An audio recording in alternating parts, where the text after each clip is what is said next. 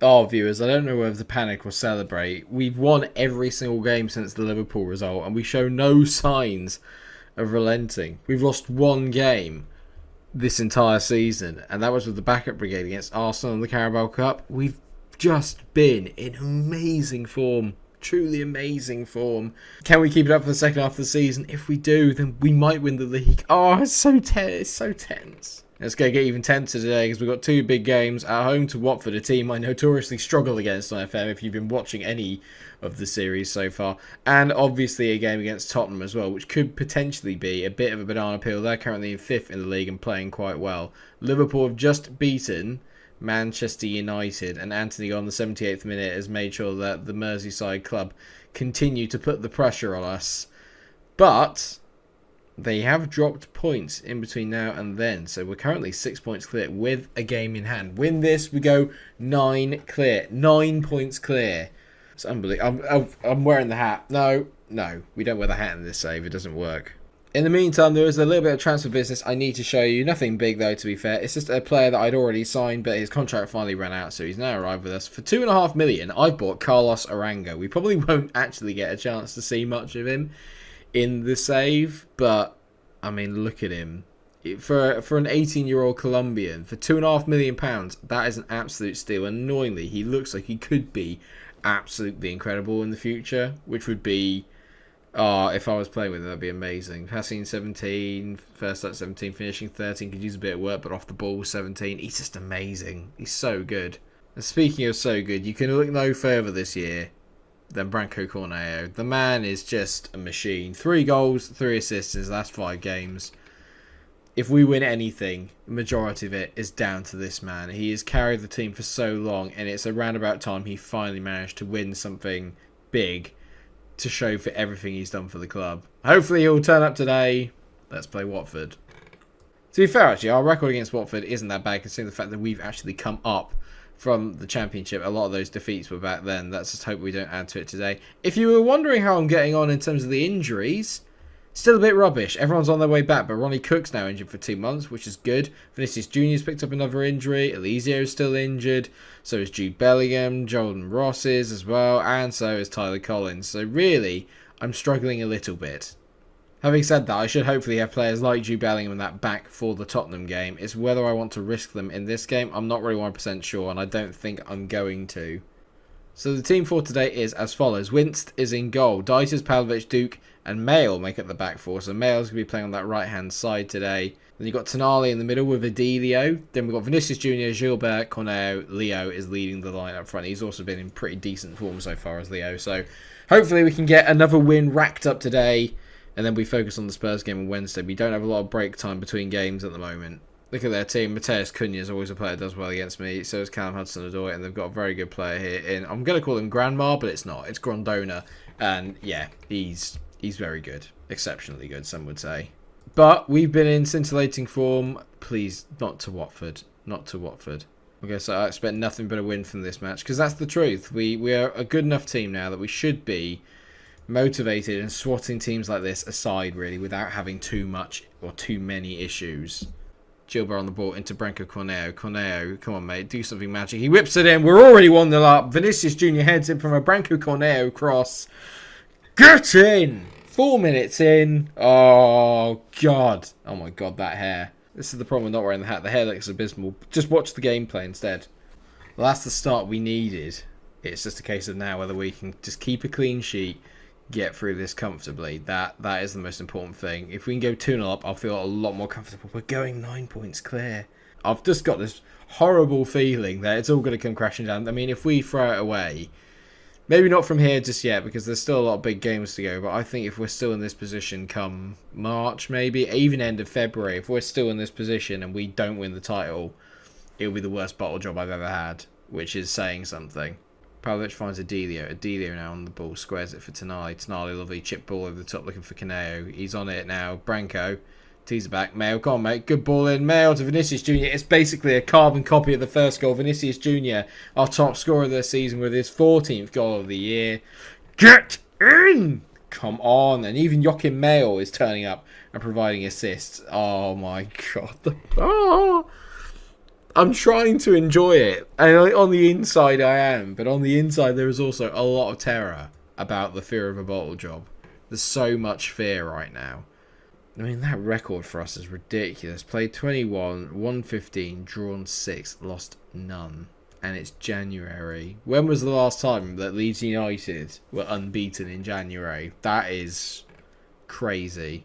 First half was absolutely flown by. We've completely dominated it. Watford not really showing any signs of getting back into this game as it stands. And long may that that's a highlight just after I said that. If they score, we're not going to be happy. Tonali on the ball now. Hits a long one over the top. Adilio, what is Adilio doing? Breaking the lines. Doesn't matter that he broke the lines. He still missed. Complete one-on-one. If they come back to equalise now, I'm not going to be happy. Well, 2-0 at the break. Absolute scenes as it stands. I'm going to give Vinicius Jr. a little bit of time to make sure that he gets his hat-trick. If he does get it, brilliant. I can take him off straight away. If he doesn't, I'm still going to take him off anyway. I need to protect him and Branco Corneo because they're the two players at the moment I cannot really replace. Gilbert is always injured. He is always injured.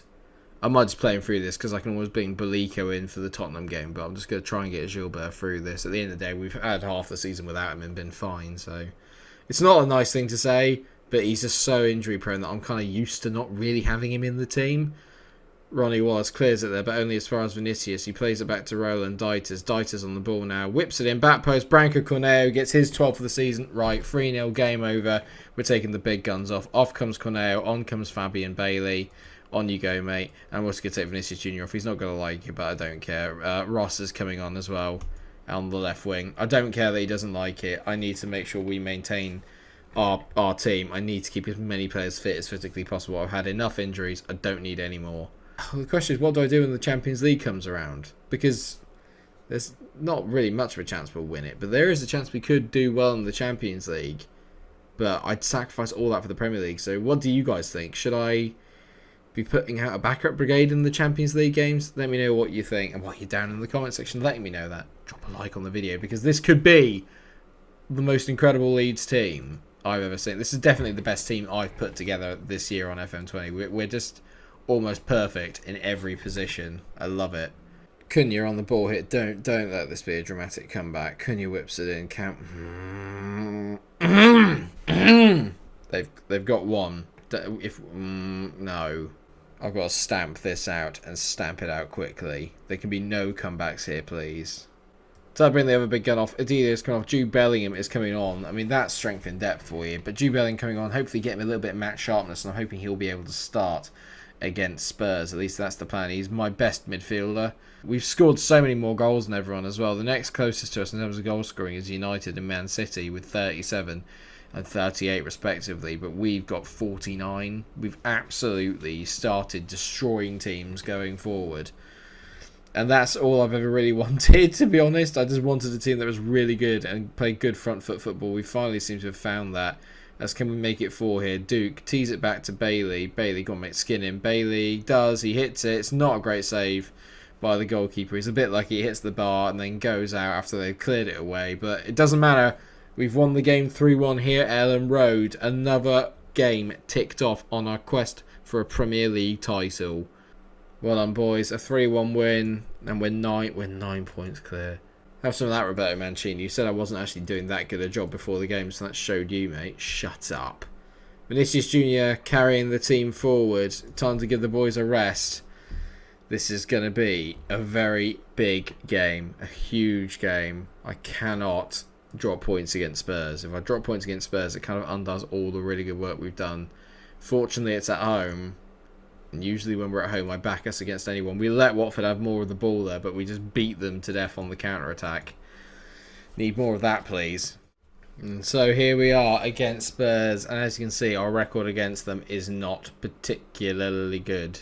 They're 12 points behind us, so, I mean, it's a long shot to say that they're still in the race, but you never know. You just never know in FM. You never know how badly I'm going to bottle it. The only change from the last game is that Jude Bellingham is going to come in, and he's actually going to play in that that attacking midfield role, because I didn't realise he was so good there. So he's going to play there, and Balico's going to come in for Gilbert, who drops out of the squad entirely. Other than that, it is as you were. They got some really good players, the main two being this boy, Michael Adebayo up front, who's got a sensational record. this season anyway. He's got 24 and 89, which isn't great, but this year he's got a lot of goals. But it's this man I'm really worried about, and have been worried about every time I believe play them. Maxime van den Bulk is, yeah, he's very good. Exceptionally good, some would say.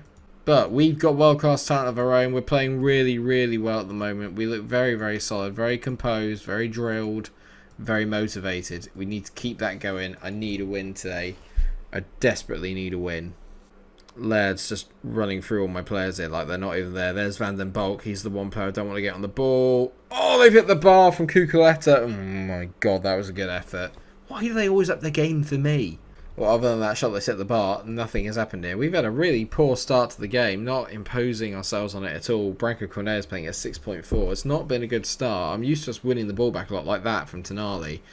We've just not really got our foot on the ball, controlled anything. But this is the first time I've seen us have some sort of form of possession. That's a great ball from Duke into Branko Cornet.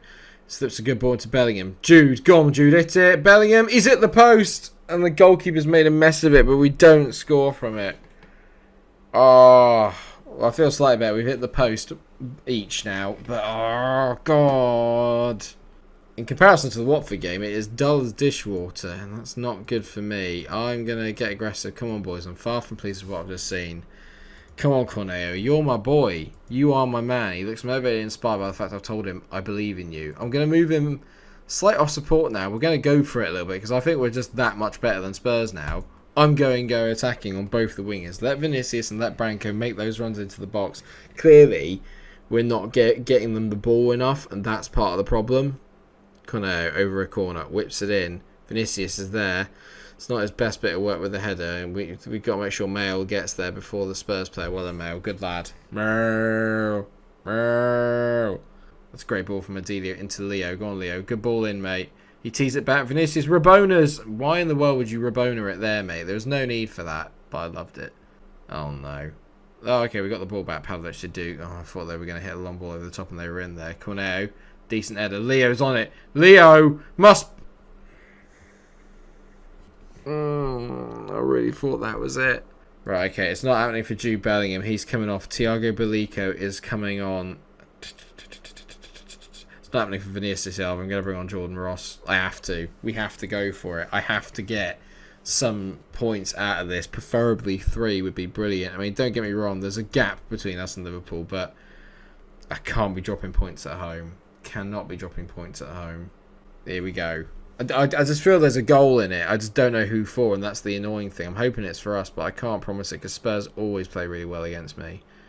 Ramos there. Oh, I thought he'd given the ball away. Okay, he has given the ball away. Right, here we go. Wince. Let's build it from the back. Wince. Tucks that to Pavlovic. Decent header to Adelio. Adelio into Belico. Belico to Ross. Go on, Ross. Roast him, mate. That's what I want to see. Use that pace. That's a good tackle. It's a pass back, but it's a good tackle. Sometimes you just have to accept it's not your day. Corneo is coming off. Fabian Bailey is coming on. Winger attack. Give the ball to him. He makes stuff happen, does Fabian Bailey. He's done so well for me this year. It's a shame I'm not really going to be able to have Fabian Bailey next year. His contract runs out with Arsenal, but unfortunately lots of teams outside of the UK have started bidding for him because they get free reign at him. I've tried just to offer a £0 offer to Arsenal, but they still want 25 million for him, so I'm not particularly happy about it. That's a great ball. Leo on the ball. Darts inside one. Leo hits it. It's just an absolutely nonsense shot. 0-0. I can't tell if that's a good point or a bad one. I'm going to certainly say I'm far from pleased because I always want to win at home.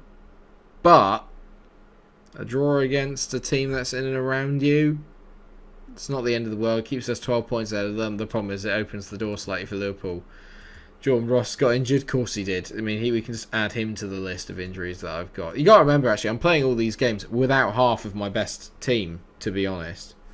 Not to look like a sort of semi-famous politician, but that game against Liverpool away at Anfield on the 24th of February is going to be absolutely huge. No, I feel dirty just doing that.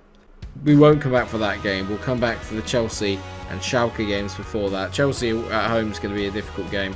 And then the more important thing then is also try and make sure that we get a decent away result in the first leg of our Champions League campaign against Schalke, and that'll make it a little bit easier for me when we take City on at a later date just before we play them as well. There's so many big fixtures coming, there's so much tension, we're still unbeaten, but that that draw with Tottenham has got me a little bit worried. Let me know what you think in the comment section. Am I just panicking a bit too much? Wait until my big players come back. If there's anywhere else in the squad I can improve, let me know. Thank you so much for watching the episode. I hope you have enjoyed it. Of course, if you have, then please do drop a like on it, share and subscribe. Until I see you for the next big round of fixtures in this Leeds FM20 save. Take care of yourselves, everyone, and stay cool.